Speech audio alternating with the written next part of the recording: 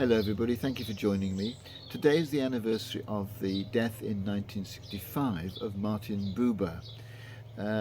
During the first part of the last century he made many contributions to Jewish thought, and one of them it has a much wider interest. He developed the idea of what he called I-thou, as opposed to I-it.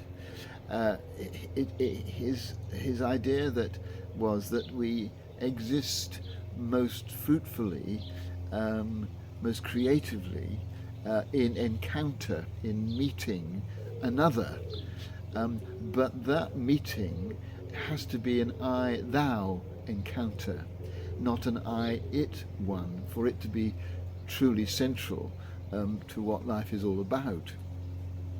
And these encounters, these I-thou encounters, are not particularly common. Most of the time we live with I-it encounters, but we want to celebrate I-thou encounters when we have them.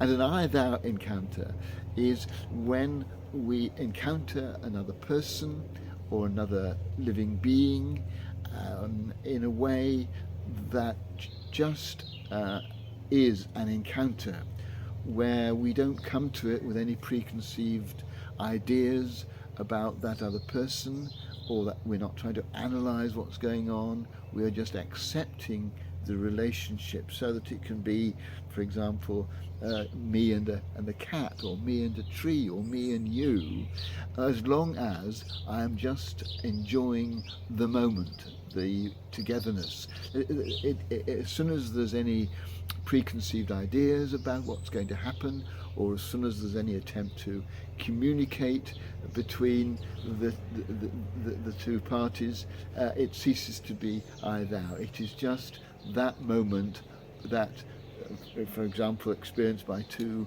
lovers, that moment when they're just being together. The problem with an I-it relationship, he felt, was that although we have to live with those most of the time, because practically speaking that's how it works, generally speaking, our lives are governed by seeing things from our own perspective.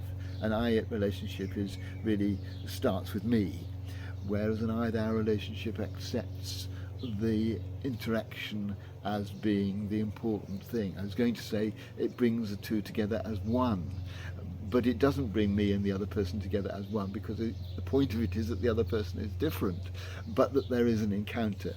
It's an interesting idea and a slightly complicated one, but I think it opens up for our daily lives the reminder that just spent being with another person, or being in the presence of another living thing, a tree, or something that just we can just have an encounter with, it is a valuable thing just to spend time enjoying.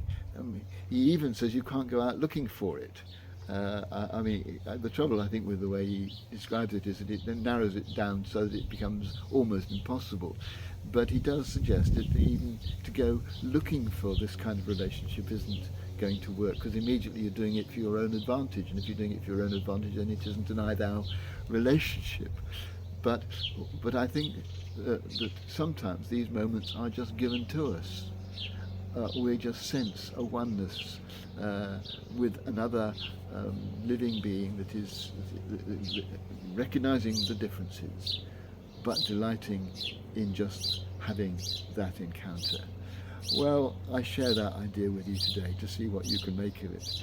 But I think sometimes just to enjoy those moments, they are often the moments which make us feel as though life is really well worth living.